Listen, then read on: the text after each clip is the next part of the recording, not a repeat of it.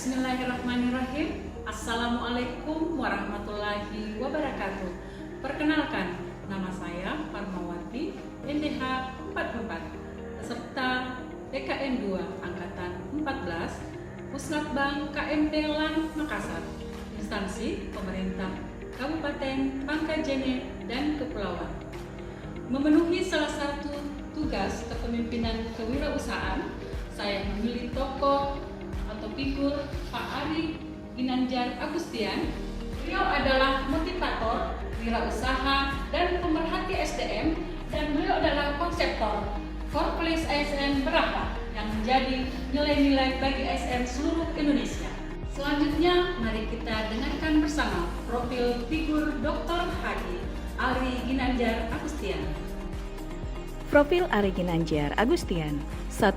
Dr. Honoris Causa Ari Ginanjar Agustian adalah seorang profesional yang telah bergelut di dunia bisnis selama lebih dari 20 tahun.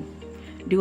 Ari Ginanjar Agustian merupakan tokoh pencetus ide sekaligus pendiri ISQ Leadership Center.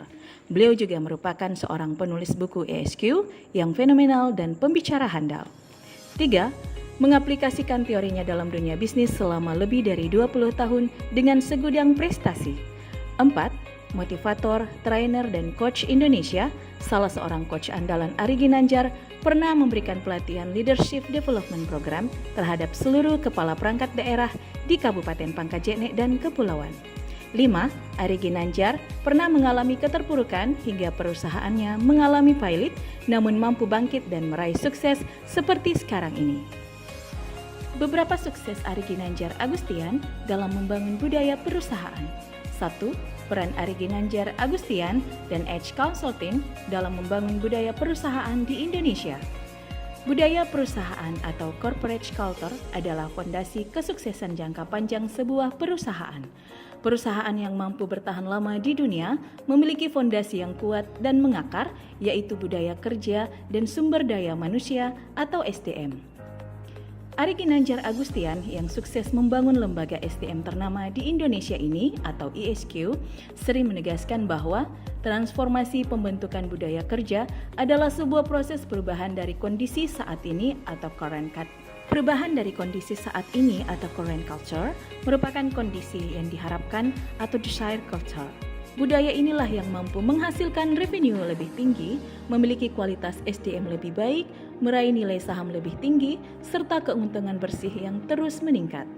Banyak perusahaan di Indonesia yang gagal membangun budaya perusahaan dengan baik.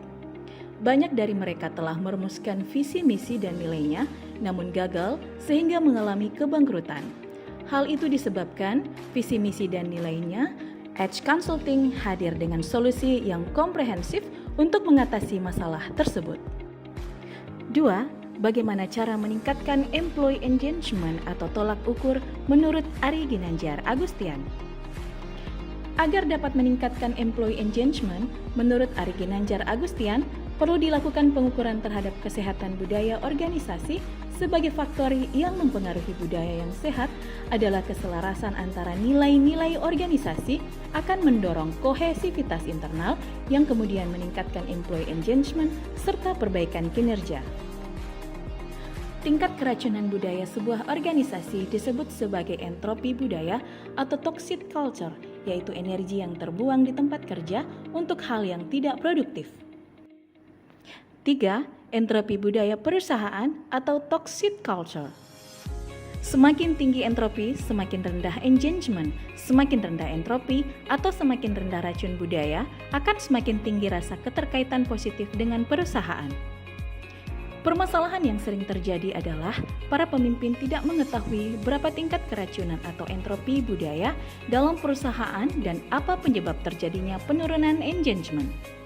Demikian juga dalam organisasi perusahaan, perlu diukur berapa entropi budayanya dan apa saja yang telah menjadi racun budaya, apakah birokrasi, kejujuran, kompetisi internal yang tidak sehat, tidak ada saling kepercayaan, atau yang lainnya, serta direktorat mana, semua harus mampu dibaca secara akurat.